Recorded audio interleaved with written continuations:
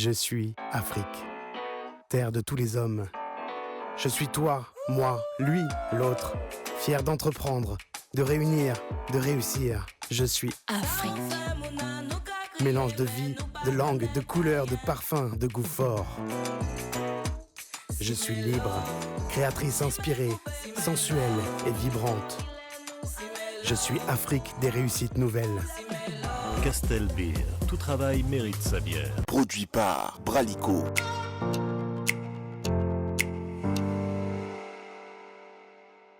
Bonjour, c'est un réel plaisir de vous retrouver sur ce podcast. Et si on en parlait, le tout premier du paysage audiovisuel congolais. Nous sommes l'agence de communication Kabali Solo qui veut justement dire partager l'histoire. Aujourd'hui, nous allons vous partager l'histoire de Emmanuel Sita, un Congolais combattant de MMA, mais tenez-vous bien, avec un parcours assez atypique. C'est aussi ça la vie.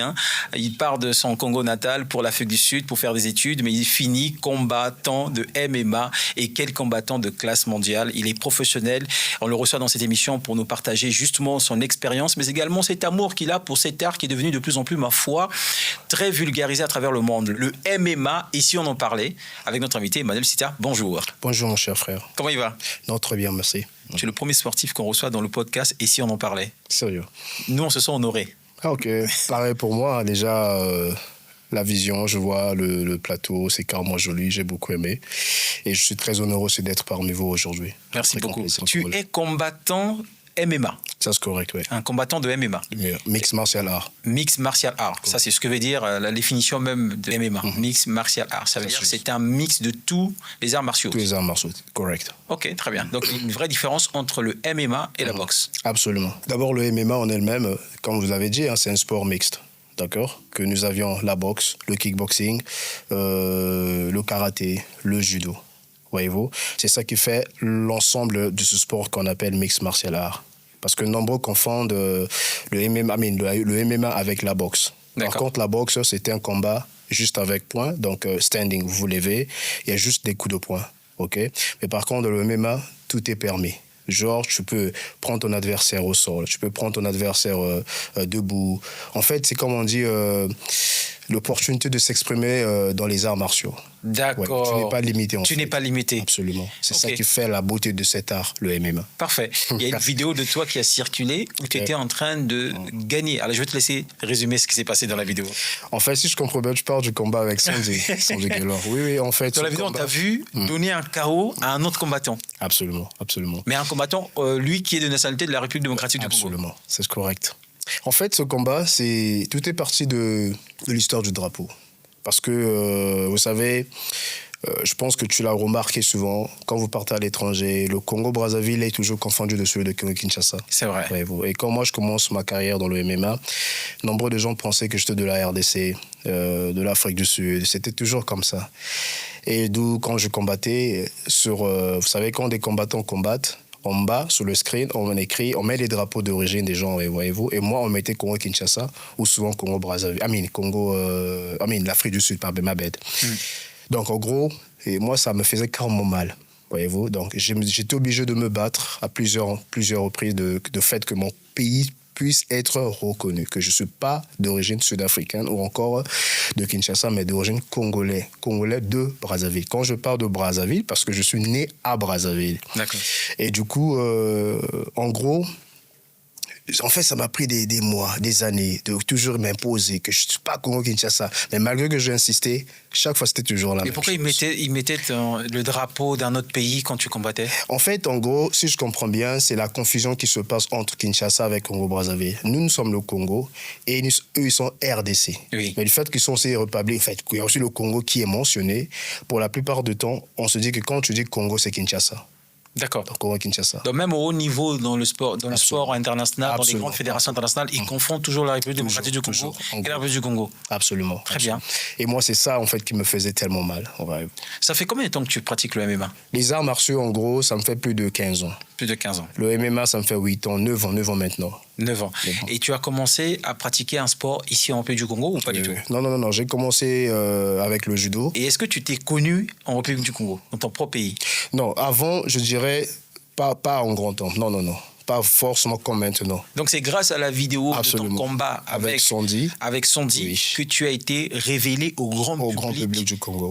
C'est incroyable. Ouais. Et même au-delà, parce que justement la RDC aussi t'a regardé. Ainsi de suite. Non, la RDC me connaissait déjà, parce qu'on doit admettre, la RDC a plus de combattants dans le monde de MMA. Ça, je peux vous le dire, hein, parce que déjà sous la promotion dont je combats, l'EFC, il y a plusieurs frères de la RDC. D'accord. Nous avons connu beaucoup de champions depuis fort longtemps. D'où, dans le MMA, ils sont plus élevés par rapport à nous. Ils ont beaucoup de combattants qui combattent aussi déjà partout. D'où, c'est même ça, à cause de ça, je me bats afin que je ne puisse pas être seul, que nous puissions être aussi nombreux. Voyez-vous, on travaille ensemble avec les gars pour faire de sorte que les Congolais de Brazzaville soient aussi comme nos frères de Kinshasa, sur le global, en fait, dans le monde du MMA au niveau mondial. Il y a combien de fédérations de MMA dans le monde ? En fait, quand on parle de fédération, là, on parle au niveau amateur. Parce qu'il y a une très grande différence que nombreux ne comprennent pas. Pour commencer, d'abord, j'ai dit MMA, c'est mixte. Il y a plusieurs sports, voyez-vous. Ce que veut dire, tu peux être karatéka, tu peux être boxeur, tu peux être judoka, mais tu ne peux pas transiter à devenir combattant de MMA juste parce que tu te sens combattant ou parce que tu es judoka. Non. D'accord ? Le MMA, c'est l'ensemble de tous les sports. Parce que les gars que tu vas croiser dans la cage, ont de l'expérience dans plusieurs styles de combat. D'où le Muay Thai, la boxe anglaise, le wrestling, ainsi que peut-être le kickboxing. Bon, imaginez-vous, vous venez juste avec le judo. Je peux vous rassurer, c'est impossible. C'est des cas rares que vous puissiez gagner un combat. Avec celui qui a déjà 4 tools contre vous, voyez-vous. Donc, en gros, le MMA, c'est un sport que si tu veux le pratiquer, tu dois d'abord commencer au niveau amateur. Donc, comment ? C'est carrément, on le casse en 3, en fait. Il y a amateur, et puis tu deviens semi-amateur, et puis tu deviens professionnel. D'accord. Chaque pays a ses critères. Par exemple, en Afrique du Sud, pour devenir pro, il faut avoir au maximum 20 combats d'amateurs. Voyez-vous. Et dans d'autres pays, ça c'est la logique des choses. Oui. Voilà. Donc, dans d'autres pays, c'est peut-être 12, ben, ça dépend. Donc, fédération, c'est amateur. Promotion, c'est lorsque tu deviens professionnel. C'est là où tu vas faire la demande. Dès que tu as ta licence professionnelle en MMA, et c'est là où tu fais la demande dans la promotion qui te semble peut-être que tu aimes bien. La plus structurée. Voilà. Et toi, tu as fait la demande dans quelle promotion ? Dans l'EFC. L'EFC qui est la promotion de l'Afrique du Sud. De l'Afrique du Sud. Donc, par exemple, je prendrais le UFC. C'est vrai, il y a beaucoup de promotions, mais mieux reconnu dans le numéro 1, c'est l'UFC, qui est aux États-Unis. Aux États-Unis. En Asie, il y a le One Championship. En Europe, aujourd'hui, on parle de Ares. Parce que, rappelez-vous, l'Europe a légalisé le MMA dans les années 2020. Oui. D'accord ? En Afrique du Sud, nous avions l'EFC, qui a commencé à produire déjà des combattants de champions dans le monde dans les années 2009. Ah oui. Ouais, ah oui. Parce que le MMA a été légalisé déjà en pro et en amateur dès les années 2009. En Afrique du Sud. En Afrique du Sud. Oh. Donc, il fait que c'est, comme on dit, on peut dire la mère des arts martiaux en mix martial art. D'accord. L'Afrique du Sud. Ouais. Et comment c'est quoi ton parcours ? Tu es congolais, tu vas demander la promotion en Afrique du Sud parce que tu faisais déjà des allers-retours, tu connaissais déjà le pays. C'est quoi le parcours de Emmanuel Sita ? Eh bien, moi, je me retrouve en Afrique du Sud, c'est en 2009, fin 2009, pour mes études. Moi, je pars en Afrique du Sud pour les études. Je ne pensais pas commencer une carrière, me lancer dans une carrière du sport. Ça, c'est faux. Faudrait que je sois honnête. Tu te retrouves en Afrique du Sud pour aller faire tes études ? Des études, oui. C'est incroyable. Ah ouais, c'était ça, en fait. Des études de quoi ? En fait, dans ce temps, je voulais faire informatique. Informatique. Donc là, on a un combattant de MMA qui... Quelle formation en informatique. Ouais. Mais ne vous en faites pas, hein, je ne me suis pas arrêté là. Et puis, je me suis lancé dans la comptabilité. Attends, sérieux ? Sérieux, ouais, sérieux. Donc, en arrivant en Afrique du Sud, tu as changé de direction. Ah ouais, je commence avec les langues. D'abord, c'était une année de langue. Oui. C'était pas facile, hein. C'était la merde. Et je me rappelais même ce que monsieur me disait. En fait, je me blâmais même moi-même. Je me disais, mais j'aurais pas dû dire ça. Un jour, je n'irai pas à l'Amérique. Là, ça me hante maintenant. En gros, oui, j'ai fait 6 mois, une année d'anglais. Après, j'ai fait 2 ans d'informatique. C'est après, en 2012, déjà j'ai commencé la comptabilité en business. Mais à quel moment tu as commencé à aimer, j'ai envie de dire, les arts martiaux ? C'est quand j'arrive en 2009 fin de mars. C'était, je pense, on courait pour la Coupe du Monde. Et j'avais déjà la vision là. Quand je vais arriver, je voulais continuer le judo. Ok. Et parce que quand j'étais ici, je faisais le judo chez le Nagasaki à l'époque. Je changeais aussi beaucoup de clubs. Hein. Vous savez, on est jeune à 14 ans, voilà. Mais en bref, quand je vais en Afrique du Sud, j'ai rejoint un club qu'on appelait les Judokan. Et c'est là où je commence maintenant à compétir au niveau international. Ok. Et ce club m'a beaucoup appris. J'ai compris la différence des arts martiaux. Chez nous, c'est plus encore genre, je peux dire hardcore. Voyez-vous, donc dur. Mais en Afrique du Sud, c'était plus la philosophie de l'art, en gros. Et c'est avec le temps, les gens commençaient à me donner des compliments. Mais tu sais, tu peux aussi essayer de pratiquer le MMA. Là, en ce temps, il y avait le champion Pena, l'Angolais. Il y avait Dacha. Il y avait beaucoup de champions. D'origine différente, africaine. Et moi, je me rappelle, des amis me disaient, mais ouais, tu sais, toi, tu es bon au sol, on est au hasard, et pourquoi pas essayer le MMA? J'ai passé 6 mois en Europe, je repars en Afrique du Sud, parce qu'en Europe, ça ne marchait pas, dans le sens où j'avais un visa de 6 mois. Et du coup, voilà, je repars en Afrique du Sud. C'est là où... et là, quand je dis je repars, c'est noté que je dis, aujourd'hui, je commence ma carrière dans le MMA. C'est en 2018, début 2018. J'ai dit, je commence la carrière dans le MMA. Et c'est comme ça, je rejoins un club, le Takedown MMA, mon premier club, il était champion du monde droitier de AFC. Non, il combattait sous l'IFC. Il était champion du monde en ce temps. D'accord. Et c'est lui que je l'approche, je dis, écoute, moi, je vais devenir combattant de MMA. Il me regarde. Et dans son club, en ce temps, il y avait un monsieur qu'on appelle Bruno Mukulu. Il est de la RDC. Un ancien combattant, c'est un vétéran. Il était déjà là et j'ai dit, je regarde. Et puis voilà, il me dit, pas de souci, rejoins-nous. On commence à s'entraîner. Et moi, je me rappelle, 2 mois après me trouver un combat. Mon premier combat, j'ai fait le gars à 12 secondes KO. Tu l'as donné un KO? Oui. En fait, c'était ma spécialité. Hein.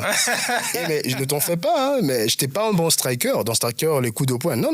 Moi, c'était genre, si je t'attrape, je te mène en haut, je te fais tomber, je monte, je te finis en fait. C'est vrai. Ah oui, sans expérience. Et j'étais 8 fois médaillé en or au championnat national de judo en Afrique du Sud. Et tu as été médaillé 8 fois? 8 fois. J'ai combattu beaucoup en judo dans les années 2011. Voyez-vous? Et en fait, c'est ça aussi qui a donné mon notoriété en Afrique du Sud. Je me suis fait savoir en fait sur la plateforme des combattants des Congolais. Ouais, même l'histoire de confondre le drapeau, ça a commencé par là. Oh. Ouais, on confondait, j'étais de Kinshasa, parce que j'ai beaucoup de fans du Congo et de Kinshasa. D'accord. Et c'est comme ça, c'est parti. C'est comme ça, et puis voilà, le MMA a suivi. D'accord. Là, c'est bon, on a plus ou moins la bonne partie du parcours. D'accord. Maintenant qu'on sait d'où tu viens et comment tu as fait pour en arriver là, tu ne trouves pas que le MMA est assez violent? Comment tu définirais, toi, le MMA? Je sais que tu as déjà défini le MMA, mais nous, les non-pratiquants, on trouve que c'est assez violent. C'est vrai que la boxe est très violente. Mais on a l'impression que le MMA, justement à cause de son sens de nos règles, pas de règles, on peut faire ce qu'on veut, on a l'impression que le MMA est vraiment violent. Okay. C'est quoi ton point de vue en tant que combattant MMA professionnel? Bon, Abdoul, tu sais, frère, comme tu as su le dire, merci d'ailleurs, tu l'as dit, hein, seulement tu as dit la boxe. Il n'y a pas que la boxe. Dans tout sport, il y a la violence. Ok. Moi, je pense que personnellement, vous savez, chacun de nous a son point de vue du sport, voilà, quand la personne pratique. Pour certains, il y a même un débat qui se passe. Aujourd'hui, les gens disent que la boxe, le MMA est plus dangereux que la boxe. Nombre disent que non, la boxe est plus dangereux que le MMA. Donc, chacun peut dire ce qu'il pense parce que il le pense comme ça. Mais pour moi, personnellement, en tant que pratiquant, je peux dire en 2 mots, le danger est partout, dans toute chose. Il n'y a pas que le sport qu'il y a le danger. Même quand vous conduisez une voiture, il y a un danger. Et surtout que dans le véhicule, tu n'as pas de contrôle. Tu n'as que le contrôle de ton véhicule. Voyez-vous, un véhicule peut venir te rentrer. En fait, tu ne te rends pas compte, tu t'attends pas en fait. Mais dans le sport, tu peux t'attendre au danger et tu peux l'empêcher. C'est là où la pratique, les entraînements est impliquée. Donc, je te donne un simple exemple. Moi, personnellement, je vous ai dit, non, quand je combattais dans mes années, dans le début amateur, je n'étais pas striker. Je vous dis, si je te montre des vidéos que moi je boxais, tu vas rire, tout le monde peut rire. C'est pas moi aujourd'hui. Parfois je me regarde, je dis, mais tiens, ça c'est pas moi. Ok, j'avais que le judo. Le judo. Donc, c'est-à-dire, quand je te colle, je te soulève, je suis sur toi. Mais si tu n'arrives pas à s'en sortir, tu es fini. Oui. Mais non, pour être un bon combattant arrivé au niveau pro, faut apprendre. il fallait apprendre.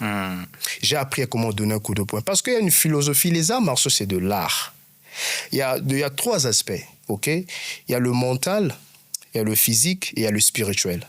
D'accord. Voyez-vous, ça, ce sont des fondamentaux des arts. Parce que moi, je ne suis pas juste un combattant, mais je suis un artiste, je suis un scientifique. D'accord. Parce que et cela, avec le temps, ça vient. Tu finis, plus tu combats, tu comprends. C'est comme, par exemple, recevoir des coups de poing.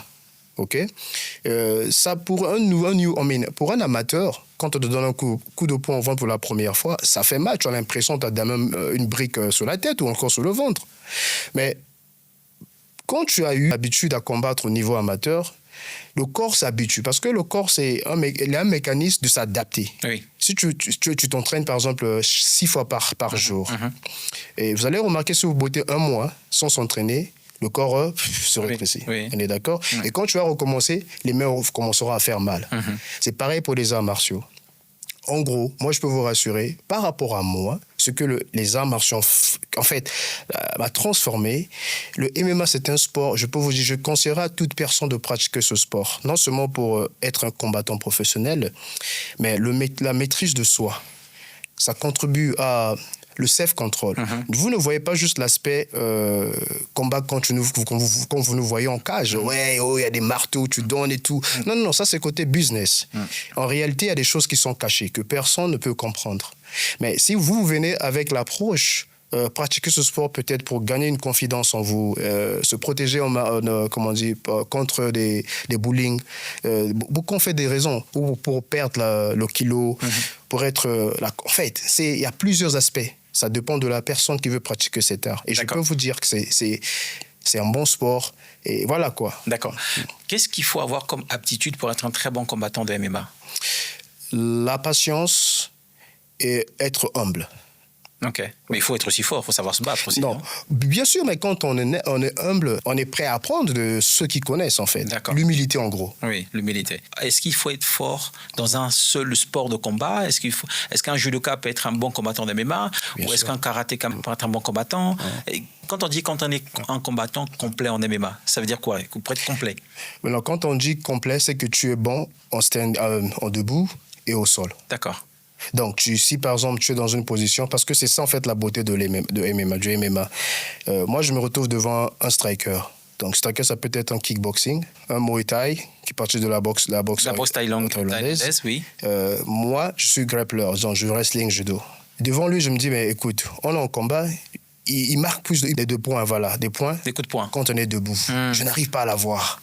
Mais je perds là, qu'est-ce que je fais? Mais si je suis full, je l'emmène au sol. D'accord. Voyez-vous, au sol, il est fini. Mais non, la raison pour laquelle c'est très important d'avoir tous ces styles de combat, oui, voilà, de combat, c'est parce que ça te donne des opportunités, des ouvertures à exploiter pendant un combat. D'accord. C'est ça la beauté de cet art. C'est comme je donne un exemple terre à terre. Un gars de MMA, même si tu mettais un boxeur devant lui, il aura toujours des opportunités de gagner le combat. Tu mets un judoka, parce que déjà, lui, un judo, lui, il a plusieurs tools, c'est-à-dire plusieurs opportunités. Il a le submission. Donc, en gros, ça fait de toi un athlète complet. Est-ce qu'il y a une fédération MMA au Congo? Non, il n'y a pas encore une fédération, mais par contre, il y a une association, d'où j'ai créé il n'y a pas longtemps, étant donné ambassadeur de ce sport, parce que je travaille pas seul, parce que le MMA, c'est une philosophie. On ne peut pas l'enseigner juste par ses propres... parce que oui, je suis juste combattant. Non. Il y a des fédérations, d'où je t'avais dit, fédérations au niveau amateur. Et promotion au niveau professionnel. Mais il y a ces fédérations, par exemple, il y a l'IMAF, il y a GAMA, il y a IMASF, et ces promotions qui travaillent en mission pour promouvoir ce sport dans le monde. Donc, l'IMAF contribue énormément, qui fait que chaque pays, il y a des membres. OK. Vous savez, il y a des gens qui veulent bien comprendre ce sport. Ces fédérations sont là pour ça.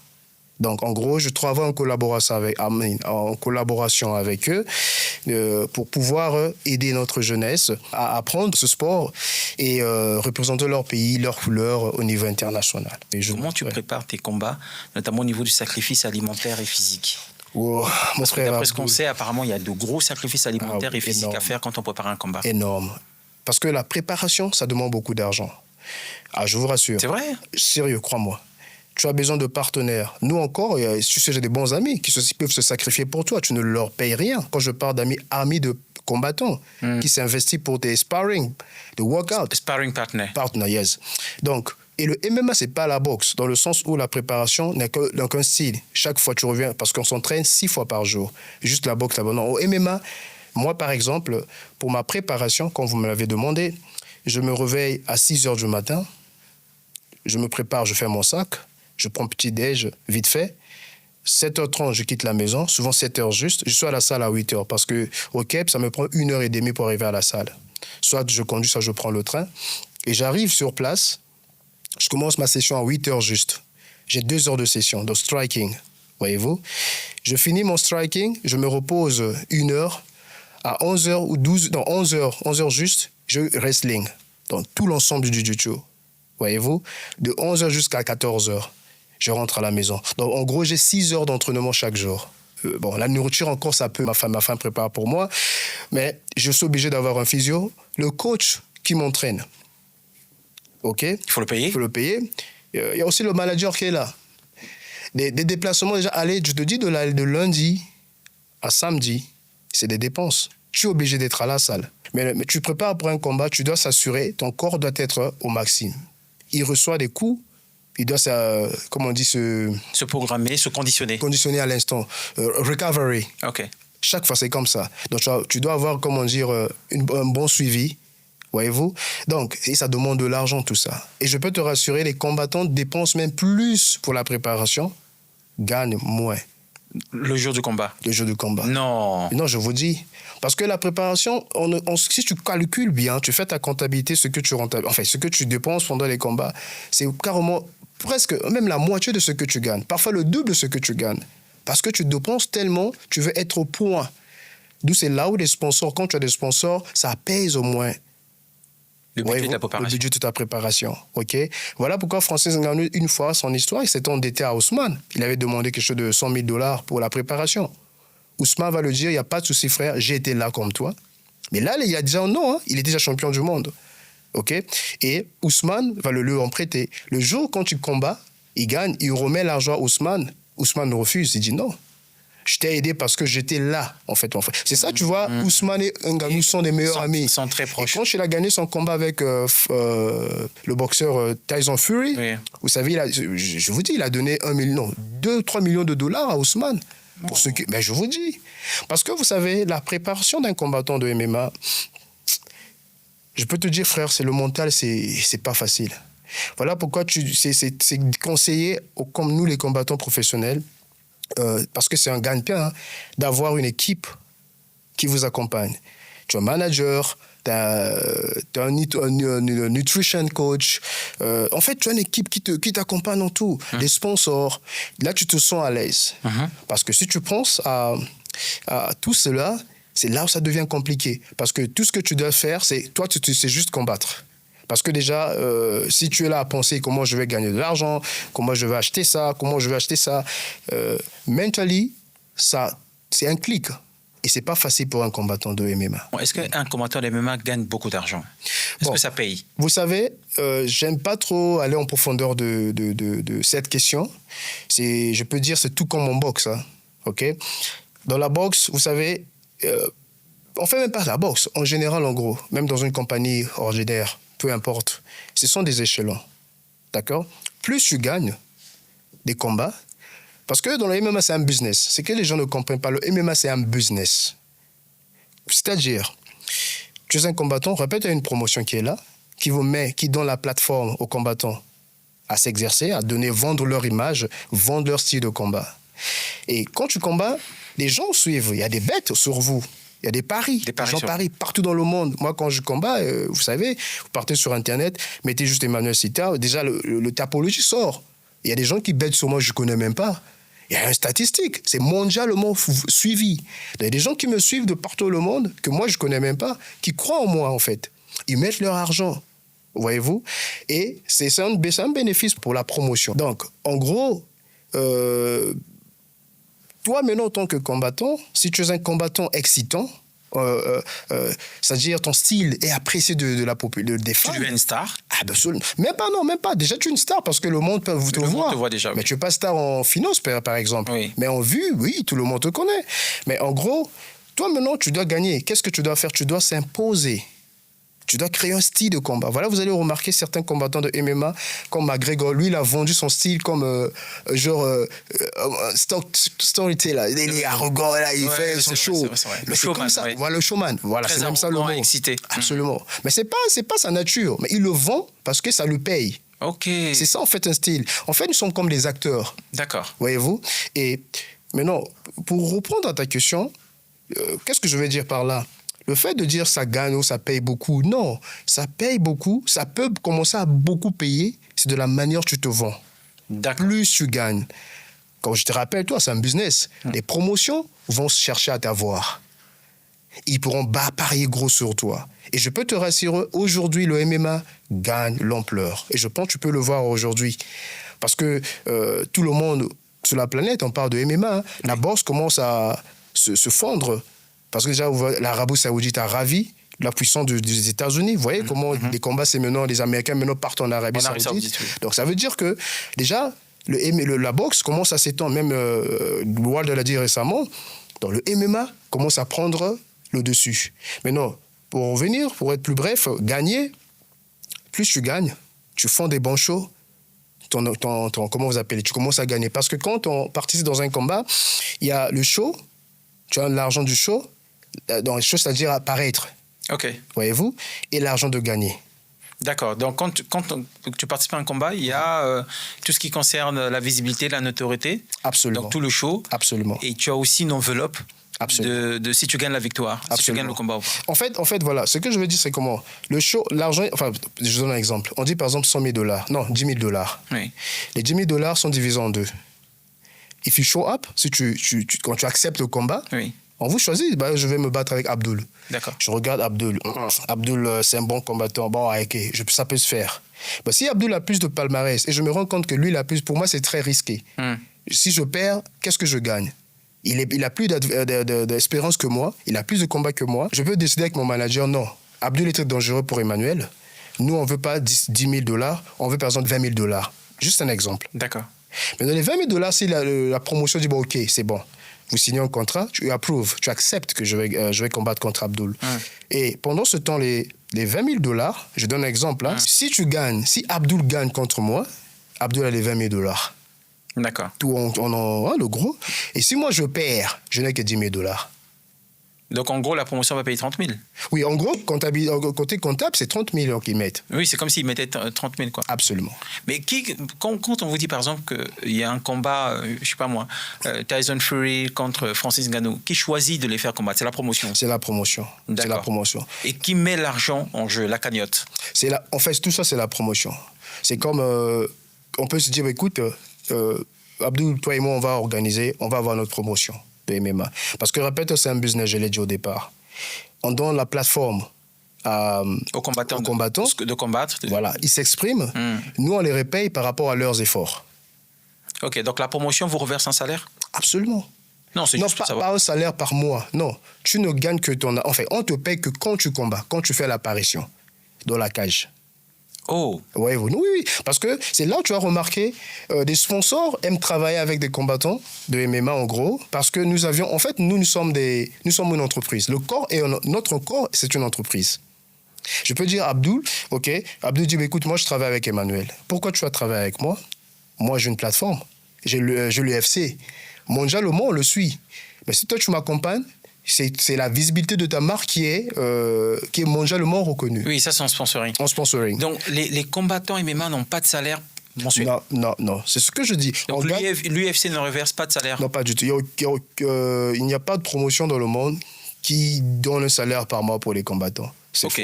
Pareil pour la boxe. Et donc les combattants sont rémunérés comment? Comment ils sont? C'est par combat. Il y a des bonus aussi. Si je fais tel que moi, je suis spécialiste des bonus.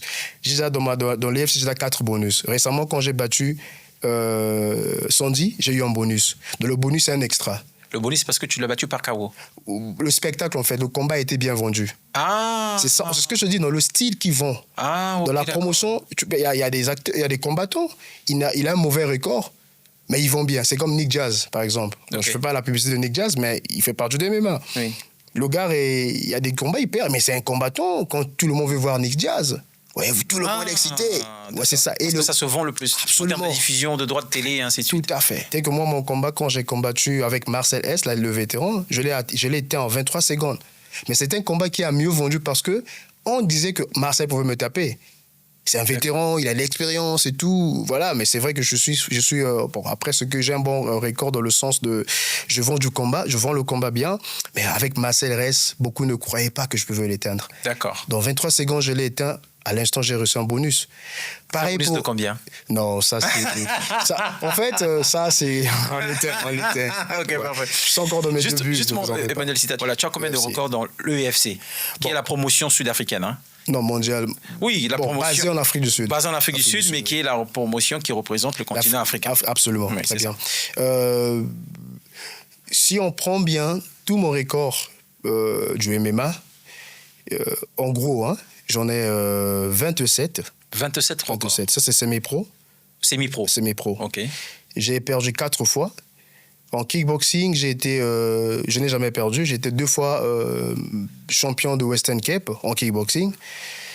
Et là, en boxe, je n'ai jamais gagné en boxe anglaise. Aussi, une phase dans le MMA que nombreux ne savent pas, c'est le coupé de poids.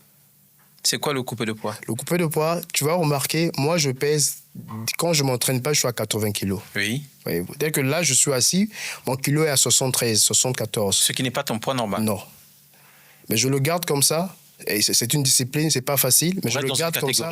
Voilà. Parce que je veux pas compliquer. Parce que à n'importe quel moment, on peut me dire tu combats dans 2 mois.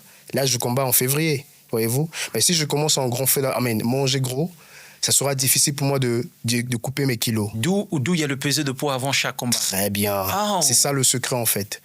Et moi, dans ma carrière, quand je combattais en semi-pro amateur, je combattais à 70, 72. Vous savez, quand vous changez de camp, quand vous changez d'équipe, quand je deviens pro, full pro bien sûr, je change de camp. Une transition dans une autre préparation de camp.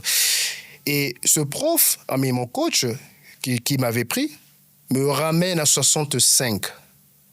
Vous imaginez, moi je pèse 80 kilos. Quand je m'entraîne, je suis à 76, 75.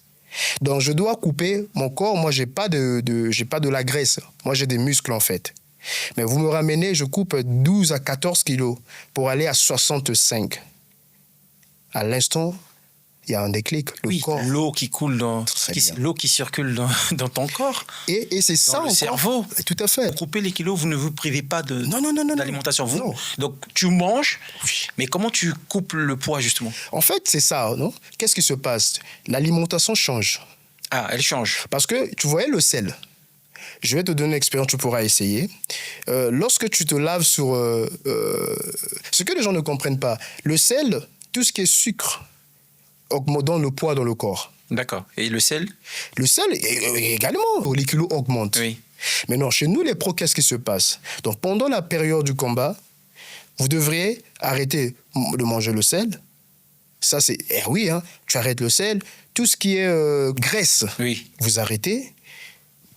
Et tu vas voir, pendant même 3 mois, ton alimentation est contrôlée. Vous pouvez manger de la viande, mais contrôlée. Donc, steam food, c'est-à-dire c'est plus comme l'huile, machin. L'huile aussi, c'est mauvais pendant cette période.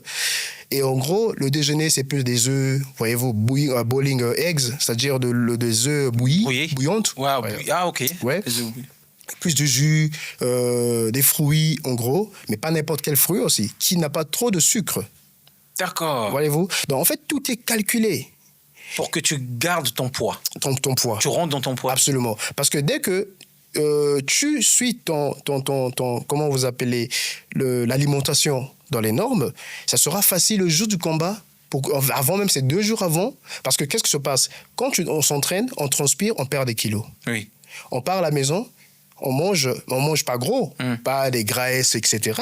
Tu vas remarquer, le kilo toujours reste. Tu vas manger, mais quand tu dors, you digest. Ça sort, tu reviens normal. Et tu reviens normal. Le kilo reste par exemple à 70. Oui. Voyez-vous? Et moi, par contre, donc, je coupais 14 à 13 kilos pour aller à 65.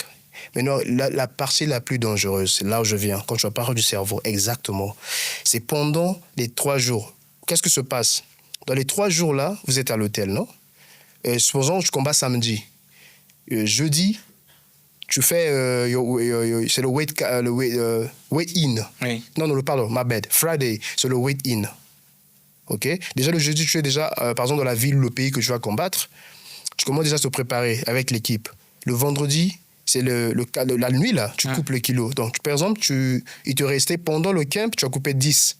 Et tu gardes les 4 ou les 3 que tu vas combattre avant le combat. D'accord. Voilà. Et tu les coupes, par exemple, un jour avant. Un jour avant. Oui. Et comment tu le coupes?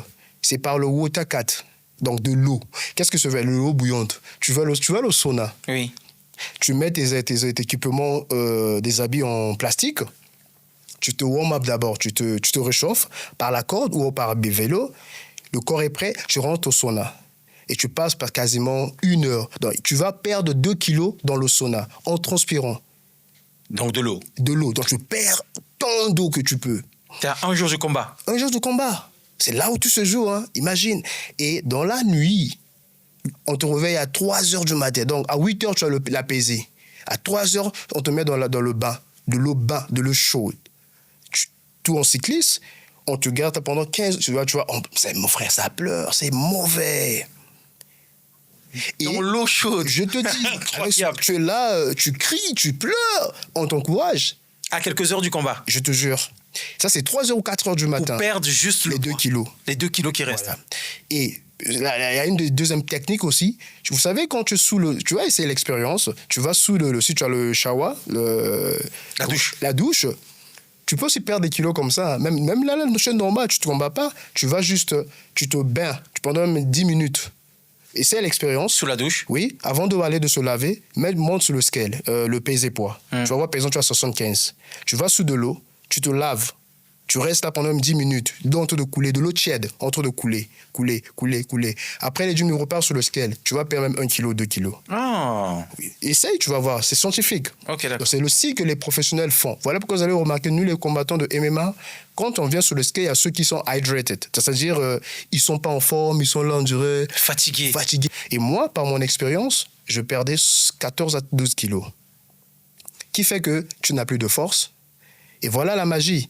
Donc après, quand tu finis là, tu es en top, tu as ton kilo. À 8 heures, 7 heures que vous quittez l'hôtel, vous partez à la arena, là où le PSV va se passer. Et dès que tu finis, tu peux pas commencer à manger. Tu commences avec de l'eau. Il y a des produits qu'on met, hydrate, de remettre de l'eau dans le corps. D'accord. Mais c'est pas 100%, parce que c'est seulement 60%. Tellement tu as perdu d'eau pendant plus de 5 heures du temps, ton corps ne peut pas... Non, mais sérieux. Non, c'est impossible. Oui. Voilà, tu as remarqué, il y a beaucoup de chaos pendant le combat. Ah oui, parce qu'un seul coup de poing au niveau de la tête... Ah oui, parce que tu n'as plus d'eau. Il n'y a plus d'eau dans la tête. C'est ça. Même si... voilà pourquoi moi, personnellement, ça contribue vraiment dans beaucoup de... C'est vrai, j'ai perdu 4 combats. C'était par décision. Et voilà le combat que j'ai perdu contre Billy. 2 ans et demi passés, c'est parce que ce combat, en fait, c'est très triste. C'est ça qui avait fait que je revienne sur lightweight. Voyez-vous? Je me sentais, j'étais pas moi. Lightweight, là, c'est 70. Oui, poids léger. Poids léger, voilà. Parce que là, j'étais à 65. Donc, je perdais 12. C'était trop. J'avais pas de... Moi, je suis un artiste en KO. Quand je te touche, tu tombes. Mais en lightweight... Pardon, en featherweight, c'était pas facile pour moi. Donc j'hallucinais. Je peux vous dire, j'étais déjà abattu avant même le combat. Non. Je vous dis. Parce qu'en fait, tu as perdu de l'eau, tu n'en as pas récupéré 100%. Absolument. Et tu peux avoir des vertiges. Tout à fait. Parce que je te dis, c'est très dur. D'où cette expérience fait que, avec le temps, j'ai dit non, je ne peux pas continuer comme ça. Et j'ai demandé à mon équipe, j'ai dit écoutez, moi je repars en lightweight quand j'étais amateur. Parce que je sais que là-bas, c'est là où j'étais censé combattre. C'est là où j'ai changé. Donc, en lightweight, je suis imbattu. J'ai 2 victoires déjà. En catégorie 70. Le premier, c'était en mai que j'ai commencé en lightweight. J'ai battu Marcel S, je vous ai dit, 23 secondes. Et j'avais même dit, une fois que je vais en lightweight, si tu vas sur même mes pages, vous allez voir, je parle du déjà-vu. Je suis imbattu et je serai imbattu. En lightweight, je l'ai frappé 23 secondes. J'ai marqué le record le KO le plus rapide. Oui, c'est vrai. Tu détiens le KO le plus rapide de l'UFC. L'UFC. En lightweight. Est-ce que tu es dans une fédération au niveau du Congo? Non. Étant donné le sport n'est pas connu au Congo. Le MMA, tu veux dire? Oui, merci. Le MMA n'est pas reconnu au Congo. Il n'y a pas encore de fédération. Et moi, je commence pas ma carrière du MMA au Congo-Brazzaville. Je commence à l'extérieur. Donc, toute chose qui est nouveau, les gens doivent apprendre. Voyez-vous? Et étant donné, j'ai cette responsabilité de ramener la lumière, et c'est chose que je fais en ce moment. Je travaille avec des gens qui m'accompagnent, bien sûr, pour ne pas manquer. Déjà, le ministère me fait confiance. Lequel? Le ministère des Sports? Le ministère du Sport, oui. De la jeunesse, le ministère du Sport, de la jeunesse, m'accompagne sur cette mission. Et j'ai déjà une association que j'ai lancée, que j'ai déjà légalisée. Voyez-vous, j'ai une équipe avec qui je travaille. Moi qui suis déjà dans ce monde, et je sais les avantages. Ça unit des gens, ça donne des opportunités pour un pays. Aujourd'hui, je vous informe, le président Donald Trump qui organise l'année prochaine le premier championnat de MMA à la Maison-Blanche. Voyez-vous, donc ça fait réfléchir. Il y a comment vous appelez, des pays qui utilisent même le MMA aujourd'hui pour promouvoir leur pays. Vendre l'image du pays. C'est vrai. Il y a beaucoup de choses qu'on peut faire. Et déjà, le Congo a la chance d'avoir un enfant qui représente les couleurs du pays. Dans la plus grande promotion au monde. Du continent. Voilà. Donc, du coup, pour moi, je me dis, il est temps. Pourquoi attendre que je devienne milliardaire? Parce que pour certains disent lié à ça à commis. Non. N'a comité. Je suis encore au début de ma carrière, mais je ne peux pas attendre que Nakoma pour aider les autres. Un salle même. Est-ce qu'il y a un projet de salle, par exemple?